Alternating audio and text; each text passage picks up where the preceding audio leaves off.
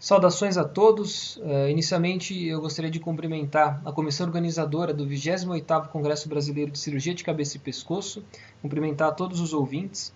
Meu nome é Felipe Ferraz Manha Bosco, em conjunto com o professor Fábio Montenegro, foi elaborado o seguinte trabalho, que será apresentado na modalidade tema livre, cujo título é Hipoparatireoidismo após paratireoidectomia total com autoenxerto e paratireoidectomia subtotal, para o hiperparatireoidismo após o transplante renal.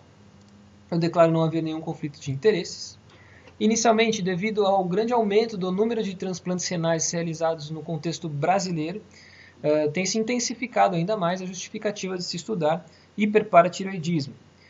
Em casuística do Hospital das Clínicas da USP, foi visto que 3,1% dos pacientes submetidos a transplantes renais necessitaram de paratireoidectomia.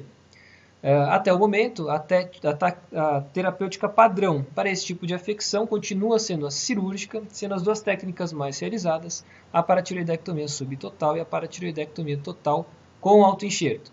Ambas as técnicas bastante seguras, com taxas de complicação pequenas. Uma das complicações relatadas na literatura é justamente o hipoparatireoidismo, que em algumas casuísticas chegam até a 10%. É uma complicação que existe um certo interesse, haja vista o quanto ele pode interferir justamente no metabolismo ósseo e no enxerto renal. Visto isso, o objetivo do trabalho inicialmente é obter a taxa da hipofunção da paratireoide após a paratireoidectomia, devido ao hiperparatireoidismo pós o transplante renal. Em seguida, determinar as curvas séricas do cálcio total, cálcio iônico, fósforo, PTH e creatinina, incluindo a própria perda do enxerto renal.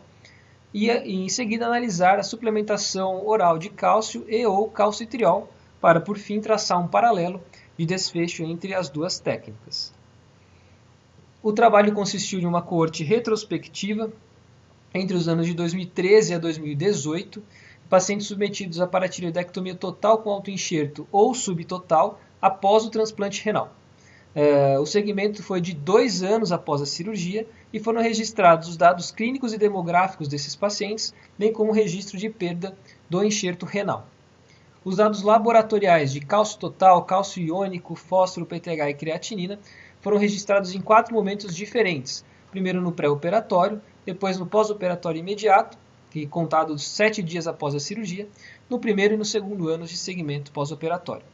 Além disso, também foram registrados as dosagens de suplementação de cálcio e ou calcitriol em ambos os grupos. A casuística contou com 40 pacientes iniciais, 2 excluídos devido à perda de segmento, culminando em 21 pacientes no grupo total com autoenxerto e 17 pacientes no grupo subtotal. A média de idade no primeiro grupo foi de 49,8 anos e a média de idade no segundo grupo de 51 anos. A curva a seguir mostra os valores de cálcio ao longo do tempo entre as diferentes técnicas. Pode-se evidenciar uma visível queda dos valores de cálcio após a cirurgia.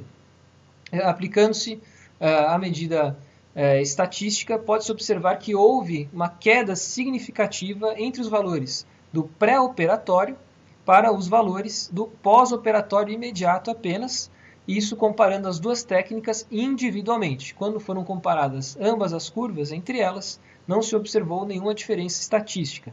Isso também pôde ser observado tanto na curva do cálcio iônico, mostrando exatamente o mesmo padrão do cálcio total, com os mesmos achados estatísticos, bem como a melhora no fósforo, comparando-se somente as curvas individualmente nas duas primeiras medidas.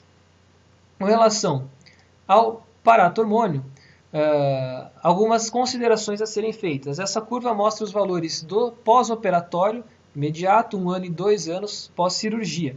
Não foram colocados os valores do pré-operatório do PTH, devido à natureza não paramétrica desses valores. O que pode ser observado é que a queda do PTH, comparando-se o pré-operatório para os 3 parâmetros pós-operatórios, foi estatisticamente significante em ambos os casos, em ambos os grupos, porém quando analisados de maneira isolada. A exceção se dá na queda do PTH do pré-operatório para 1 ano no grupo da paratireoidectomia subtotal, no qual não existiu diferença. Além disso, quando comparadas as duas curvas entre elas, apesar da aparente de mudança gráfica, não houve diferença entre elas. Além disso, algumas ponderações sobre o PTH, em um ano, nenhum PTH abaixo do limite inferior da normalidade para ambos os grupos, ou seja, todos os pacientes mantiveram um PTH acima do limite inferior da normalidade. Ainda a tendência do cálcio e PTH no grupo para tireoidectomia subtotal em 2 anos teve uma tendência de se manter mais elevado. Isso, apesar de não ter uma significância estatística, não deve passar desapercebido, haja vista a relevância que uma recidiva do hiperparatireoidismo pode acarretar nesses doentes transplantados renais. Talvez uma análise com uma temporalidade um pouco maior, de 5 anos, talvez mais, possa nos mostrar resultados um pouco mais sólidos com relação a esse parâmetro. Quando analisados os valores da creatinina sérica ao longo do tempo nas duas técnicas, nos dois grupos, pode-se observar que houve um aumento da creatinina no pós-operatório imediato e depois uma redução com estabilidade nos outros 2 períodos temporais analisados. Quando submetido esses valores ao teste de Kruskal-Wallis, não se observou nenhuma diferença, tanto nas análises individuais para cada técnica, quanto nas análises entre elas. Entretanto, aplicando o teste de Wilcoxon, que justamente compara os parâmetros de um paciente para o seu próprio resultado, observou-se, sim, uma diferença estatisticamente significante nos valores do pré-operatório para os valores do pós-operatório imediato. Isso para as curvas individualmente, representando, sim, de que a própria cirurgia possui um efeito negativo nos valores de creatinina quando comparadas isoladamente. Com relação à perda do enxerto renal, uma taxa de 19% no grupo total com autoenxerto e 11,7% no subtotal. Entretanto, isso não foi diferente segundo o teste exato de Fischer. Quando relacionamos a suplementação de cálcio e calcitriol entre os 2 grupos, após 1 ano de segmento, obtemos essas tabelas abaixo. Uma ressalva no grupo da total com autoenxerto, um paciente não havia esse registro e por isso não foi colocado na tabela somente 20 pacientes nesse primeiro grupo. Quando avaliamos somente a reposição de carbonato de cálcio, podemos ver que 11 pacientes no primeiro grupo necessitavam dessa reposição, ao passo de que nenhum paciente necessitou em 1 ano da reposição de cálcio no segundo grupo.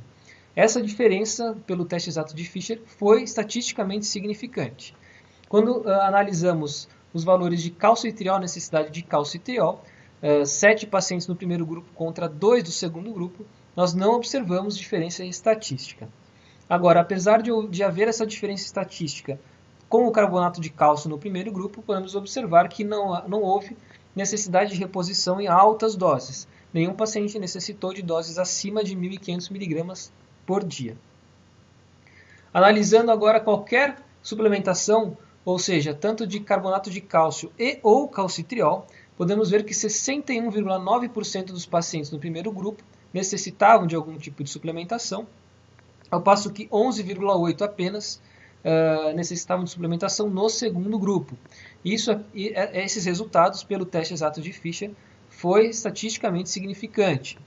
Aqui existe uma ressalva de que muitos autores passam a definir o sucesso da paratireoidectomia com estudando somente os resultados bioquímicos e laboratoriais, como a normalização do cálcio sérico, a redução do PTH. O exemplo disso, um estudo publicado por Tripones em 2008, ele evidenciou uma taxa de 10% de hipoparatireoidismo, analisando somente os valores laboratoriais. Talvez, dessa maneira isolada, não seja a maneira mais fidedigna de predizer ou de caracterizar o hipoparatireoidismo. O exemplo foi do que aconteceu aqui, justamente o PTH em valores normais, mas alguns pacientes não conseguirem manter a calcemia dentro do valor da normalidade. Em 2015, Stack, inclusive, postulou essa ideia, mostrando que, mesmo que geralmente relacionadas, a hipocalcemia ela pode existir independente da hipoparatormonemia.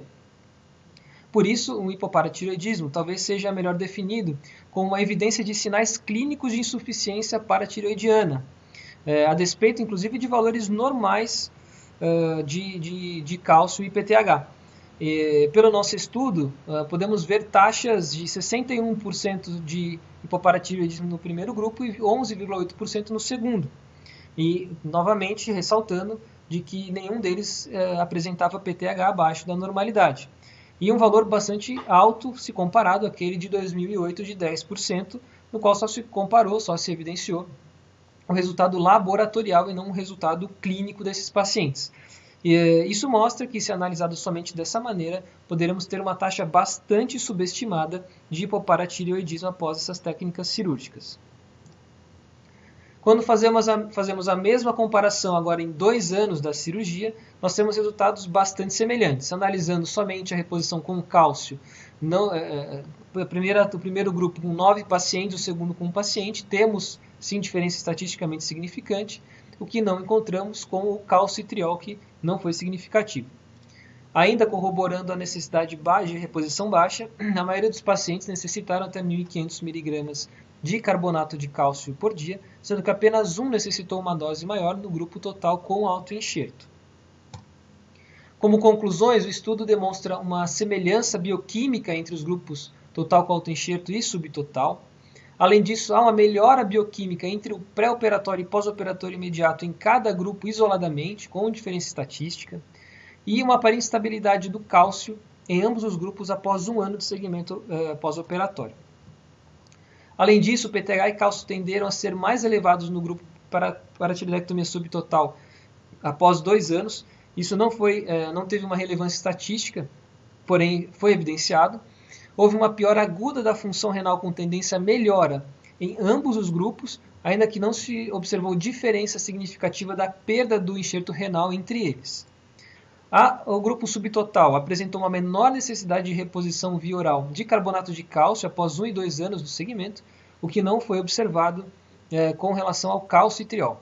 E além disso, o grupo da paratiroidectomia total com autoenxerto, quando se estipulava hipoparatiroidismo, a necessidade de reposição oral de cálcio ou calcitriol, apresentou uma maior taxa do mesmo em 1 ano comparado à paratiroidectomia subtotal. Em decorrência da escassez do tempo, alguns dados não foram disponibilizados na íntegra durante a apresentação, porém, para quem manifestar interesse, todos os dados estarão disponibilizados no trabalho enviado. Aproveito para agradecer mais uma vez à comissão organizadora pela oportunidade.